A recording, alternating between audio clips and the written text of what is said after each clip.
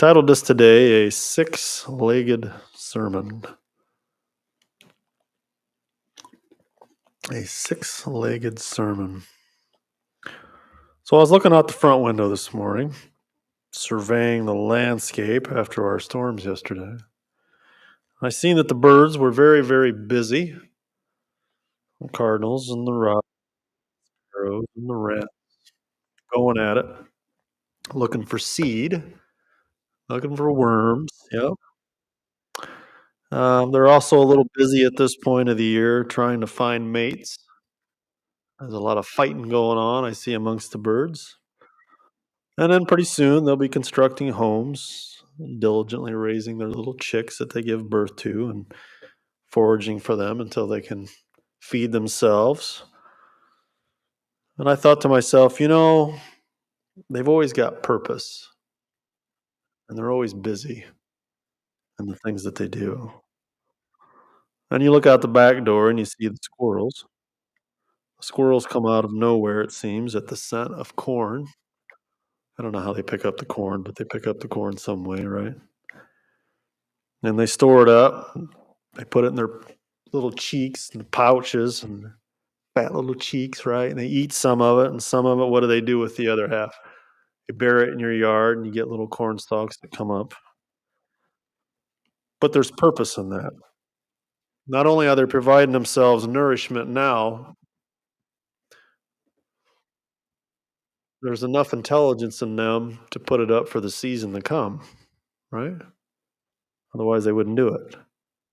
And I think to myself, that's pretty wise. That's pretty wise of the squirrels to go ahead and to supply themselves what they're going to need when winter hits. And I thought, I have never met a squirrel yet upon me opening up the blinds to the south and seeing him laying on his back with his wee little arms on his chest, sound asleep. I've never seen one do that. Have you? No. Because they don't waste time. They don't procrastinate, and they're not lazy. They do what the scriptures tell us to do. They redeem the time, for the days are evil. They're very industrious. What about the insects? Particularly, what about ants? It's the focus of the sermon today. What about ants? You and I encounter ants on a pretty routine basis as soon as the weather breaks, right? And at least 2 times a year, they come for a visit in my home. They're like unwanted relation coming to the house, right? And it doesn't matter what I do to prep for them, to try to keep them out of my house. I don't care what it is. They're coming in the house. And they make a beeline for the food bowl, for the dog, the dry food. For some reason, they like the dry food at least a couple times a year. And any scraps that are underneath the table. Because Abel likes to eat at the table. And sometimes things fall onto the floor. And so the ants come in and collect the crumbs. And I ask myself, why in the world are you in my house again? I took the preparations so that you wouldn't be here. And yet here you are. And I ask it irritatingly. And then I proceed to decimate their numbers. But obviously, they're there with intent. To feed themselves and to feed their colony. I'm sure all of us at some point have encountered an anthill over the course of our days. And it's usually teeming with a mass of ants, right? Which, if you're a boy, just stimulates you more to want to poke around and mess with it. And they're very coordinated when I watch them, though. This is the thing about it. Before I destroy their anthill, and I'm going to destroy the anthill, make no mistake. But before I do, I watch them, and they're very, very self-disciplined. And they're very industrious, and they're strong. And they're very coordinated in all the activities, and they're intuitively smart. And I didn't know that they were so intuitively and smart because a sermon on ants requires you to do some research on ants, right? Did you know the ants, when they pull the seed or when they drag the seed back to their nests, do you know they break it in half to keep it from germinating and destroying their chambers underground? I thought, man, that's pretty cool. And did you know this? When they drag coriander seed back to their nest, they break it up into fours. Because even if you break coriander seed in half, it will still germinate. Break it up into fours, it won't germinate. I thought, yeah, that's pretty cool. They're intuitively smart. They're diligent. Because after I destroy the anthill, what do? There's more of them. Some's trying to get me, but there's more of them. And they're reconstructing the anthill, right? I mean, just like that. All hands on deck. Ants. Ants. What can you learn from ants, for crying out loud, people? You and I are men and women made in the image of God. We are moral, rational, intellectual creatures, infinitely superior to the animal kingdom, immensely superior to a six-legged little insect on the ground. But the ants are something we are not. Or I should say, the ants are not something that we are. Let's go that route. The ants aren't lazy. They aren't slothful. And ants don't procrastinate. Their time is always utilized for what is profitable and purposeful. I think it was probably a decade ago or so. For some reason, I was at Loretta's house and we were talking about Aesop's fables. She gave me the book. You read through the book, and they're interesting little fables, but they're full of practical truths, right? And lo and behold, in Aesop's fable, there's one on the ant and the grasshopper. It's pretty short. The ant's very industrious, as I said. He's busy making provisions for when winter rolls around. And the whole course of this little fable, when the ants are busy, the grasshopper has a fiddle. I'm assuming it's a fiddle or a violin, one of the two. And he's just playing music, letting the days go by, day after day after day, just playing his music. What do you suppose happens in late autumn? Starts to get a little cold, get a little hungry, needs something to eat.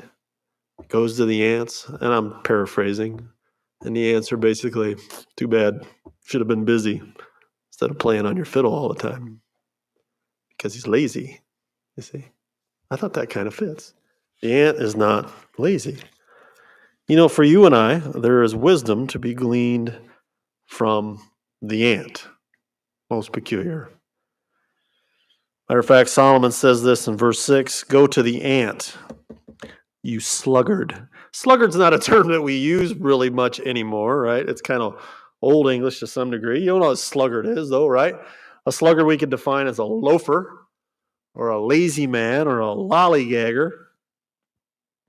And the thing about the term is it implies something. It implies a state or a habit. So it's not just, the sluggard is not the guy that just worked 8-hour, 10-hour, 12-hour shift and then come home and sit for 2 hours to watch TV to unwind. This is different. The sluggard is the one whose pattern of life is laziness and slothfulness, or it's a pattern of procrastination. Procrastination just means, I'll do it later.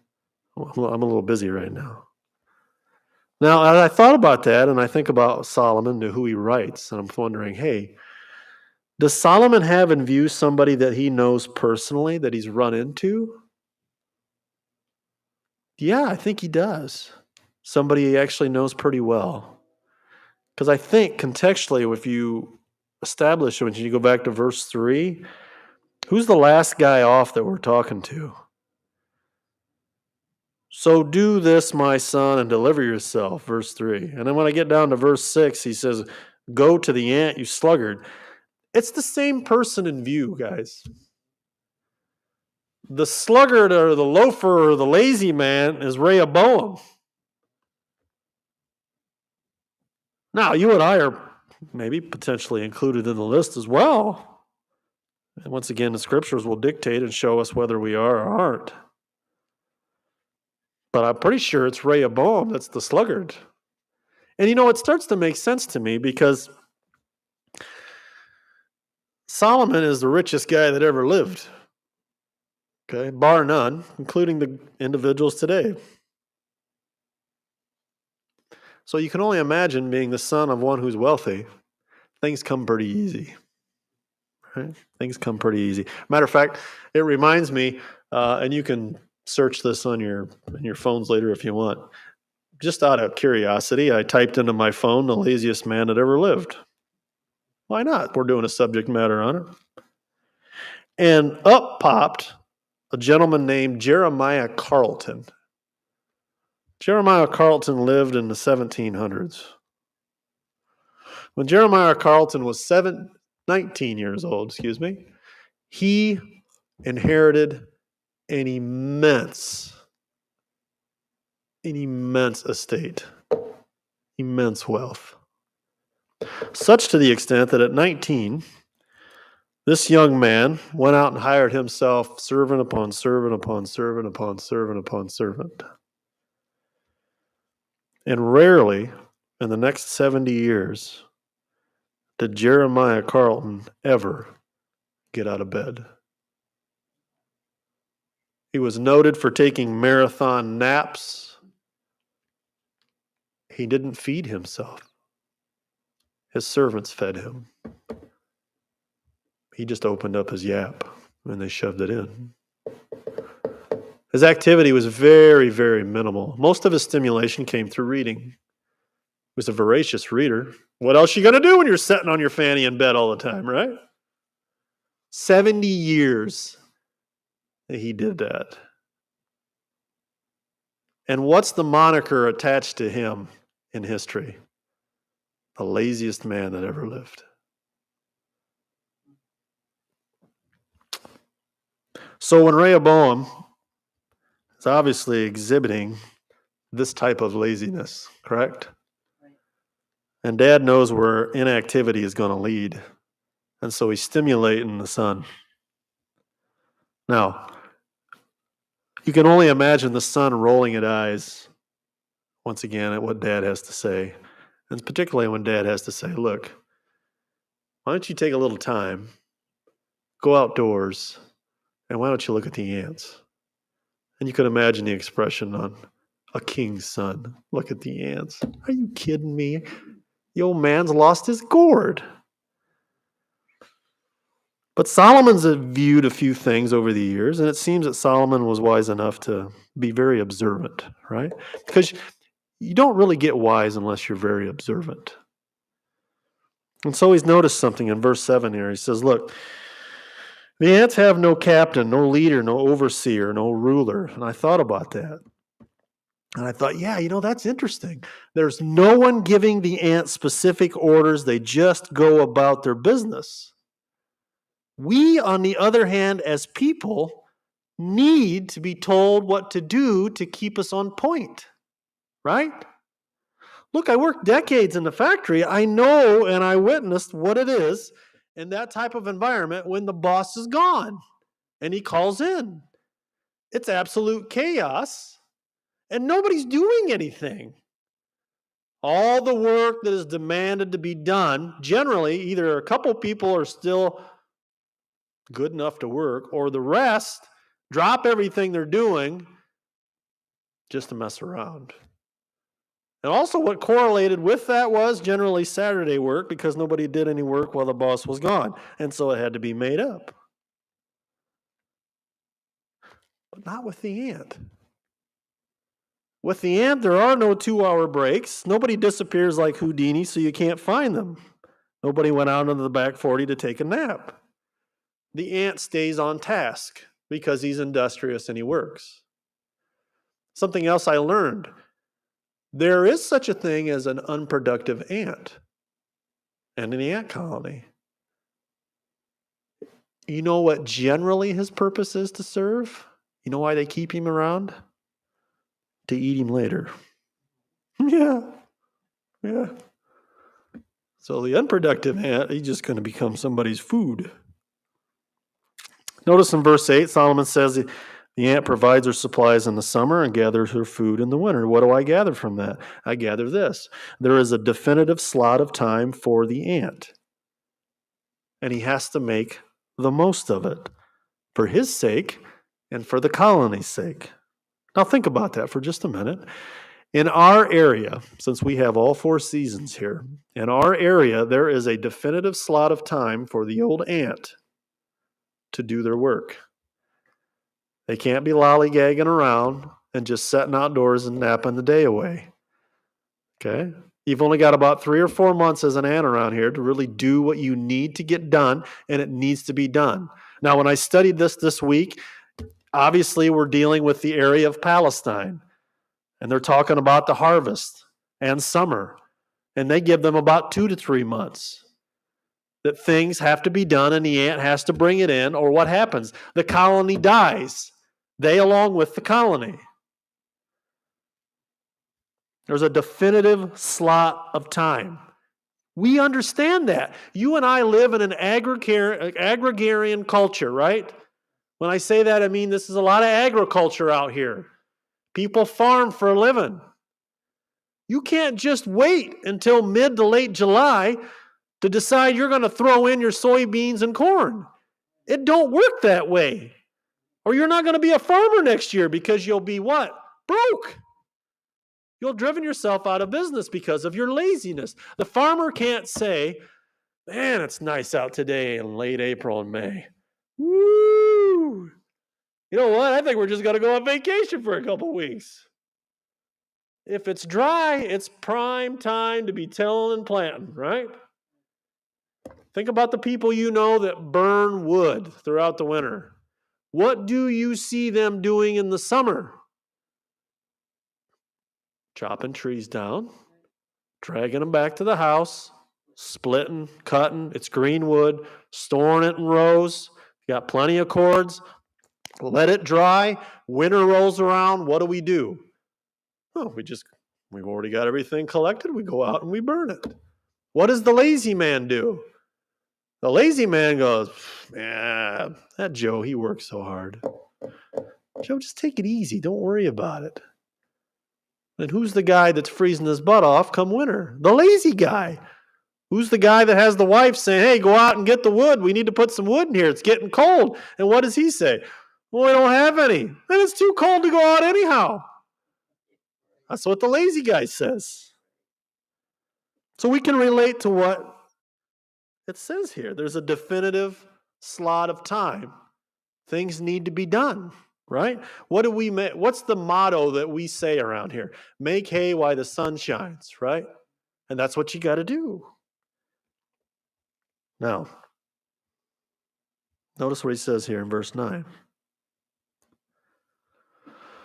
How long, talking to Rehoboam, and maybe to us, how long will you lie down? How long will you slumber, sluggard? When will you rise from your sleep? The birds aren't lazy. The squirrels aren't lazy. Obviously, the ants aren't lazy, but men and women certainly can be. Well, just let me sleep. Crying out loud, let me sleep. Or, I'll get to it later. I'll get to it later. And the verse seems to speak to those who are certainly in love with rest and relaxation, right? We talk about R&R. These are the individuals that are absolutely enamored with the R&R. These are the ones that not only have the hammock, but the hammock is wore out. Why? They spend so much time in the hammock. They sleep the day away. The sluggard is the one who takes the marathon naps. And it's not as though there's nothing to do. See, this is the thing with the lazy man. It's not as though there's nothing to do. There's plenty that needs attended to and done. Okay? It's just that he or she is way too busy relaxing to do any of it. Now go to Proverbs, since we're in here. Let's go to Proverbs 24. Proverbs 24, verse 30.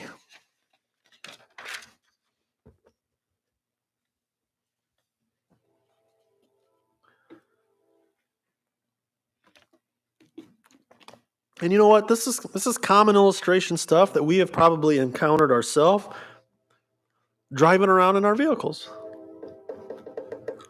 Verse 30, I went by the field of the lazy man and by the vineyard of the man devoid of understanding, and there it was, all overgrown with thorns. Its surface was covered with nettles. Its stone wall was broken down. It's a deplorable condition. And when I saw it, I considered well. I looked on it, I received instruction. Now, stop right there. We might be thinking in our back of our mind, well, maybe nobody lives there anymore. Maybe nobody lives there anymore. Maybe somebody is elderly, got sick, can't take care of it, right? That's not the context. What's the context? Verse 30. I went by the field of the what? Not the retired guy, the elderly guy that can't work, or I went by the field of the sluggard or the lazy man. What's his lot look like? Horrible. He hadn't done anything with it. This is the guy that probably gets the signs in his yard in the city of Bryan. No joke. That looks like a hayfield. The guy you still see out once in a while, walking around, driving his car. Can't mow your yard? Ain't got time for that right now. Verse 33, a little sleep, a little slumber, a little folding of the hands to rest. Notice the 3-time use of little. What will happen? Then your poverty will come upon you like a prowler, and your need like an armed man. Well, that seems awful familiar, like we just read that in chapter 6. And we did. It's a repeat again. And the thing about people like this, when asked to do something, will always make excuses to either A, get out of it, or B, put it off as far as they can until you forget about it, or you get tired, or you get tired of asking them, right? And this is the irony. This is actually what they excel at. What does the lazy man excel at? Doing nothing, making excuses, and putting it off as long as he can. That's what he excels at. That's what he's good at. Couple verses. Proverbs 19.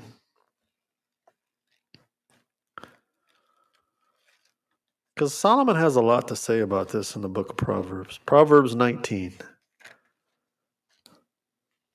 Verse 24. Gives a pitiful picture. A lazy man buries his hand, mine says, in the bowl, and will not so much as bring it to his mouth again. That's the picture in my mind of somebody that took the time to get the bowl, to get the milk, to get the Cheerios, and to get the spoon, and he sits down at the table, and he goes, what's wrong? I don't know.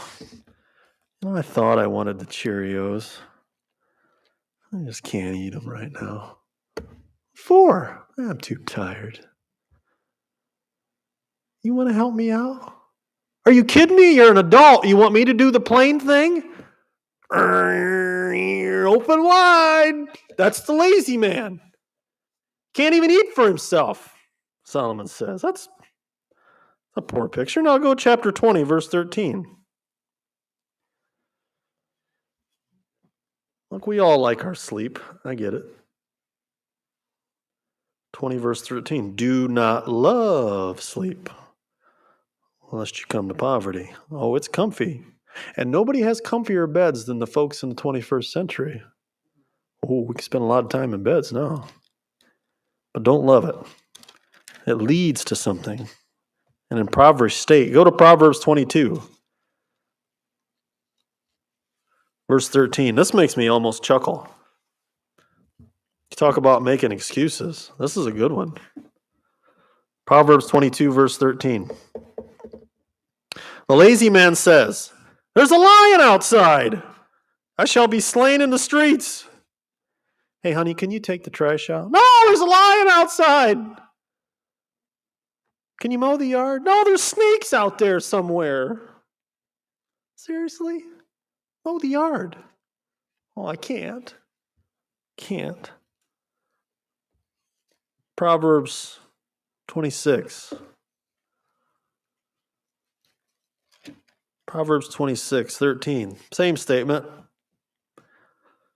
A lazy man in his effort to remain planted where he's at uses the excuse again. The lazy man says, "There's a lion in the road, a fierce lion in the streets." Streets literally means the plaza or the square. So we're talking about being in town, right? I can't go out there. I'll get killed. I'll get eaten. Now, this would be super funny if this was a kid saying that, right? "Hey, Junior, can you go out and mow the yard?" "Oh, I can't, Dad. There's wild animals out there." Now, we would bust out laughing. But for somebody that's an adult, it's deplorable. Come on, man.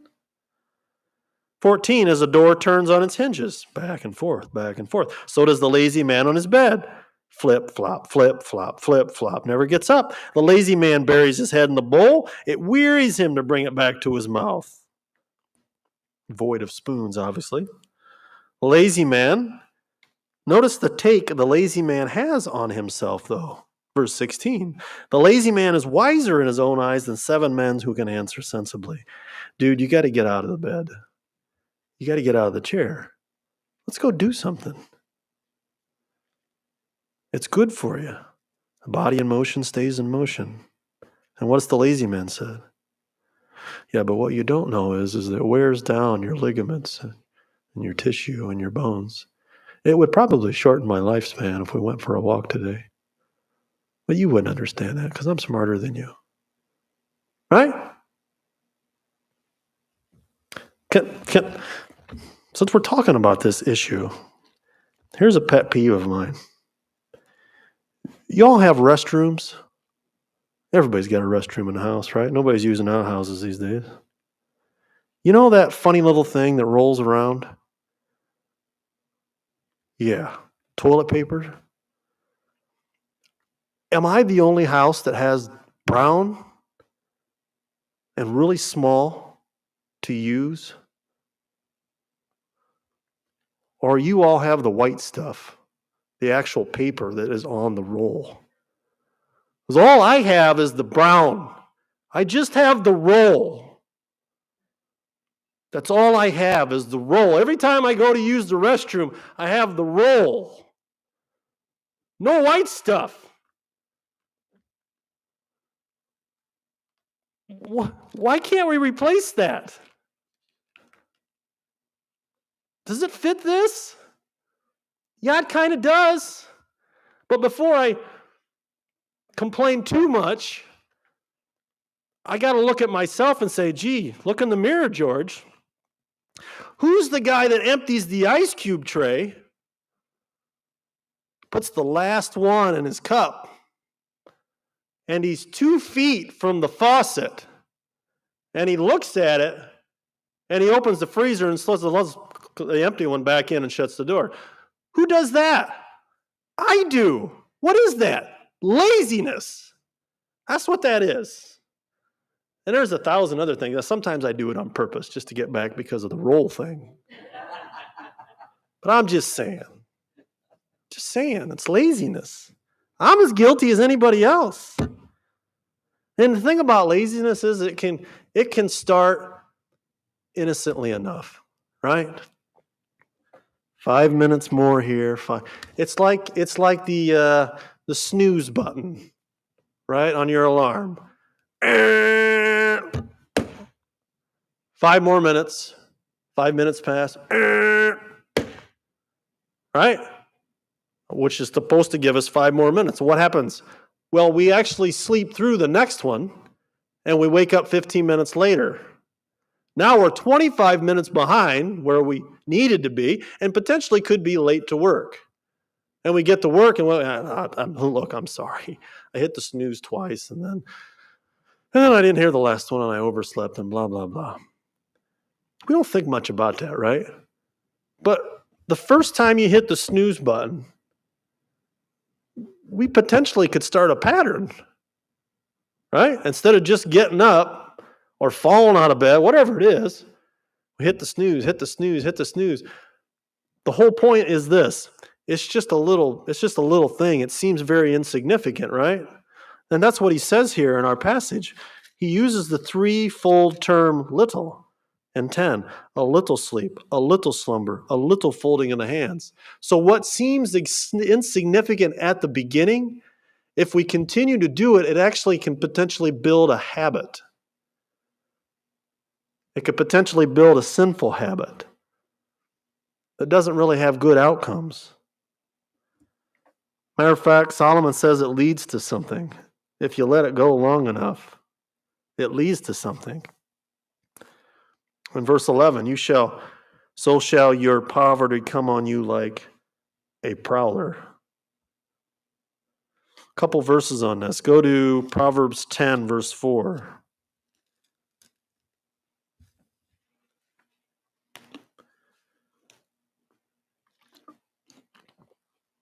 Proverbs 10, verse 4.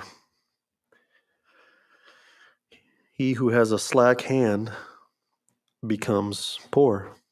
Not rich, poor. He who has a slack hand becomes poor. Go to Proverbs 13, verse 4.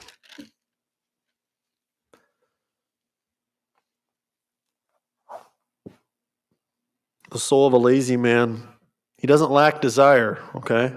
The soul of a lazy man desires. But what does he have? Nothing. Why?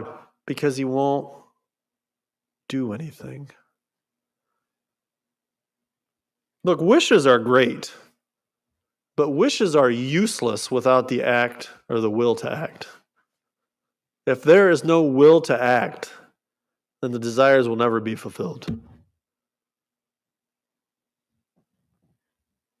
Proverbs 21.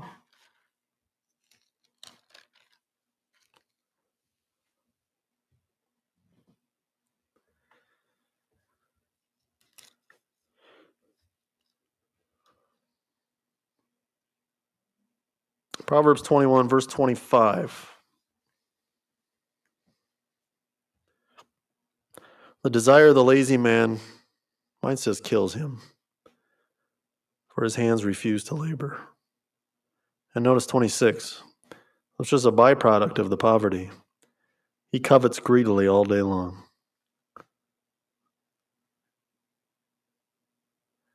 You see, when a man is reduced to a crust of bread or to poverty because of laziness, that opens up a whole nother can of worms of things that you might potentially be subjected to, tempted to do. Coveting is one of those, right? Matter of fact, isn't, you don't have to turn there, but I was thinking,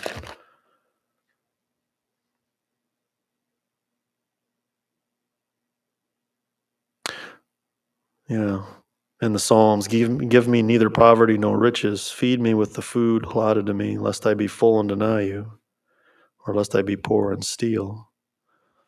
So there's a real temptation, and when you're bound up in your poverty, once again, which was self-induced in regards to what we're talking about, the potential could be you want to covet and you may steal just to survive, right?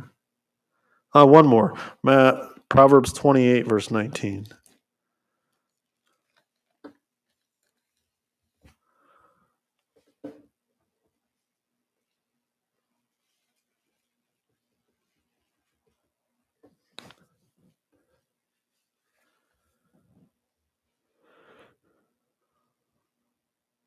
He who tills his land will have plenty of bread.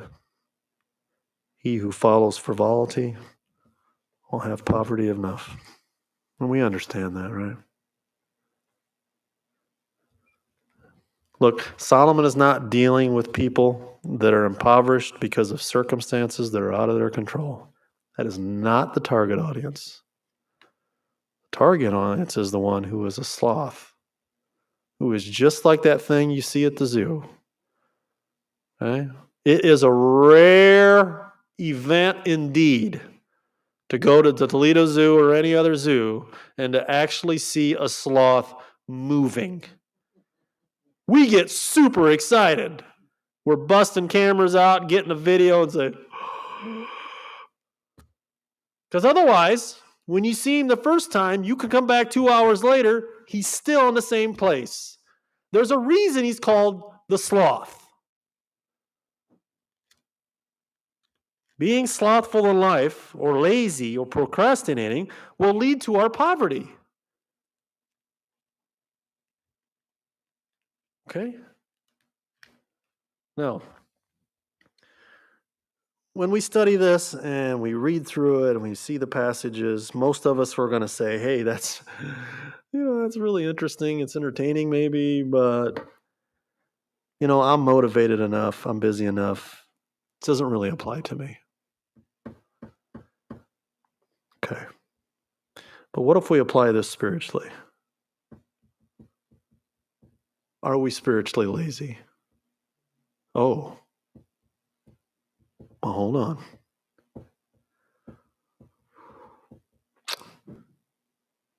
What's the impact if we are? Let me ask you something. Do you struggle with sin? Any of you? Repetitive sin. Do you know what seasons and situations tempt you the most to sin? I think most of us probably do. So then I wonder, are we praying beforehand? Or are we sleeping in? Pray later. I ain't got time right now. Are we reading and studying the Bible? Or just sleeping in? Are we consistent in worship and fellowship? Or sleeping in? Are we doing the business of going about doing good works for the sake of others? Or just procrastinating, sleeping in? Are we putting in the effort? Putting in the work? Are we like the ant, dedicated and industrious as it pertains to our spiritual discipline? Because I'm going to tell you something. Let me be very, very clear about this. In our worship service today, on a half-hour sermon, it won't get the job done for you or for me. It doesn't get the job done. The Bible states that we are to exercise ourselves towards godliness, which requires work, discipline, diligence. Otherwise, what are we doing? A little sleep, a little slumber, a little folding of the hands.